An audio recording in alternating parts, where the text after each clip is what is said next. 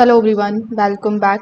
In this video, I'm going to show you how to delete the Exness account in 2026. Now, before even deleting your Exness account, you need to make sure that all of your trading positions are closed, the pending orders are removed, and your balance is also fully withdrawn. Access will not process deletion with the active funds or any kind of open trades. So when you come here on exness.com, you are going to see the number of real accounts or the demo accounts that you have available over here. So you are also going to see the list of archived accounts because Exness allows inactive accounts to be archived, but archived accounts are different from the permanent deletion. The archived trading accounts can usually be restored later.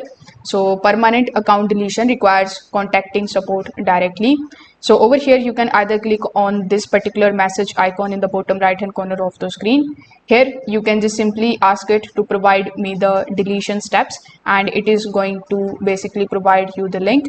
Or you can also directly mail them on this particular email, which is support@exness.com.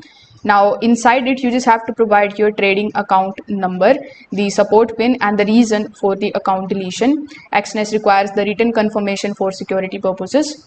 After you request your deletion to the Exness customer support team, they may call you for the verification.